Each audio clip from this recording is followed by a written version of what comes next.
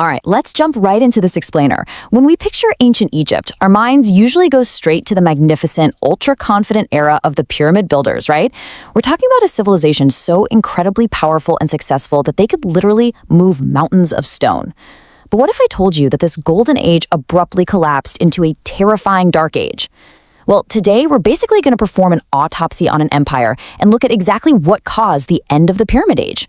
Because it's a pretty stark reminder that even the most untouchable, advanced superpowers are fragile when the world around them suddenly shifts.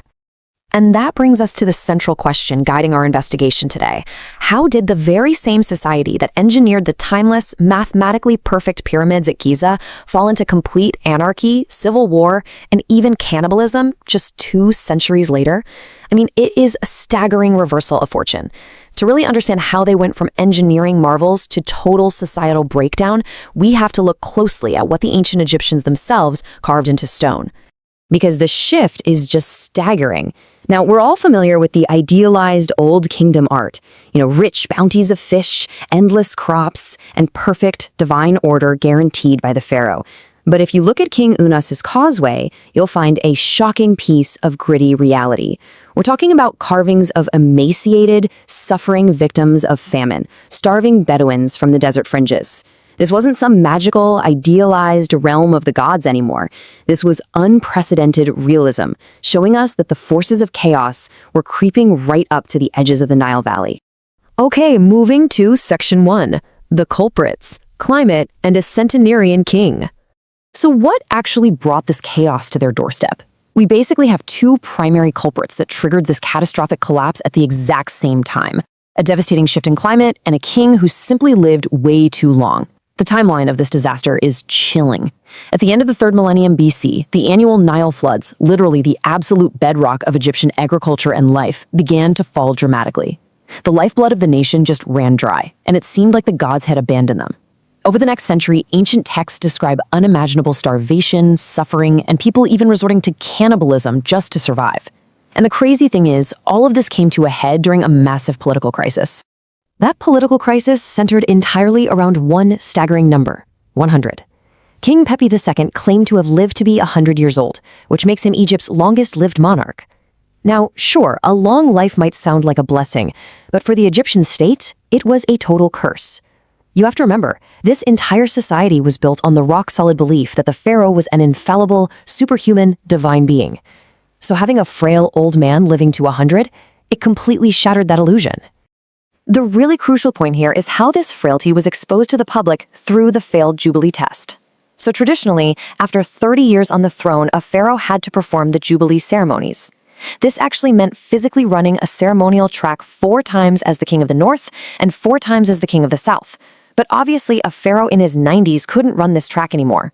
He failed the test. The starving public now had visual proof that their king was merely mortal, and therefore he was highly likely to blame for the failing harvests and natural disasters. Which brings us to Section 2, the Age of Warlords. So, with the central authority of the divine pharaoh utterly destroyed, everything that bound Egyptian society together just fell apart. The royal officials basically abandoned the collapsing court in the north and fled back to their hometowns. Egypt fractured into a series of local administrative regions or provinces called nomes. Now, these nomes were overseen by local governors known as nomarchs.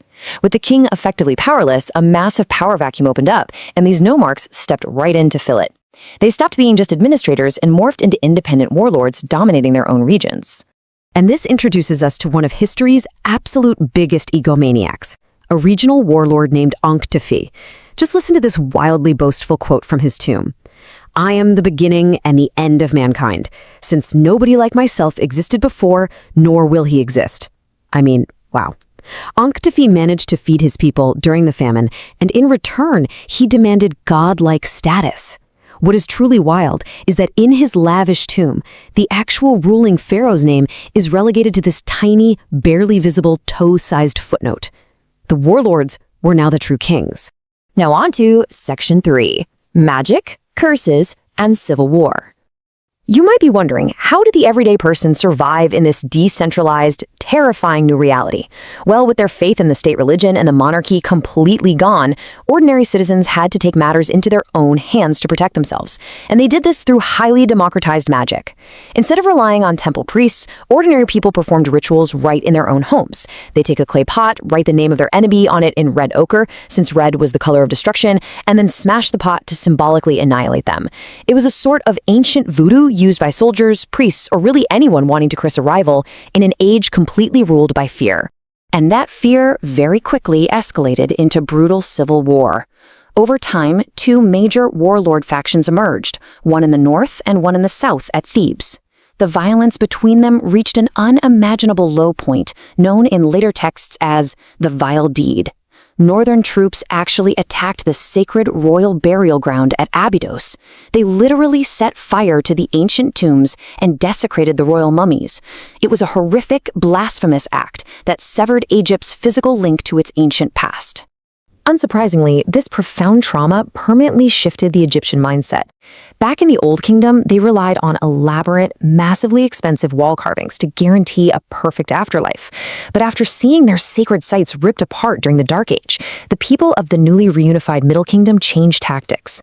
They opted for cheaper, intimate wooden models placed right inside the tomb. We're talking about incredibly detailed little models of everyday bakers, butchers, and brewers. Real people doing real jobs, ensuring a secure, eternal food supply in a highly, highly uncertain world. But the scars of that Dark Age were extremely physical too. The southern Theban warlord Mentuhotep II finally won the civil war and reunited Egypt, but the cost was incredibly high. He created what might actually be the world's first known mass war cemetery. Archaeologists found around 60 naturally mummified soldiers there, and the details are just gritty. Bodies pierced by ebony-tipped arrows and brutal skull damage from heavy slingstones. But Mentuhotep honored his fallen troops by burying them near his own complex, right in the protective embrace of the goddess Hathor. Let's move to Section 4, the militarization of Egypt. So, reunited once more, Egypt entered the Middle Kingdom. But the trauma of that near annihilation had left a deep, paranoid mark on the national psyche. The newly reunified state was absolutely determined to project its fears outwards, and they secured their borders through sheer intimidation. Nothing captures this paranoia better than the number 400. That is the length in meters of just the river-facing wall of the massive Buhen fortress built in Nubia to the south. To put that into perspective, 400 meters is the length of two Great Pyramids placed end to end. This wasn't just a military base. With its towering 11-meter-high walls and arrow slits, it was a massive Big Brother early warning system specifically designed to terrify anyone traveling into Egypt. Yet despite building these colossal, terrifying fortresses in the south, the next great threat just slipped right in through the northeast. Nomadic traders from Palestine, known as the Hyksos, had been regularly crossing the border for years to sell goods. But over the course of a century, they slowly infiltrated high office, formed alliances, and eventually occupied northern Egypt entirely.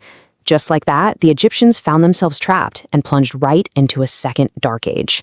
The tension between the occupied Egyptians down in Thebes and the foreign Hyksos rulers up north was incredibly strained, and it finally snapped over a bizarre, to say the least, diplomatic letter. The Hyksos king Apophis complained to the Theban leader, writing, "Expel the hippopotami from the lake. They do not allow me to sleep day or night because their noise is in my ear." It was a deeply insulting faux pas, most likely comparing the Theban leader's wife to a noisy hippo. This staggering rudeness was literally the final spark that ignited the Egyptian war for liberation. But to actually win that war, the Egyptians had to adapt. They needed better technology, so they adopted the composite bow, which was actually a weapon introduced to them by the Hyksos themselves. Unlike those old solid wood bows, this thing was an engineering marvel.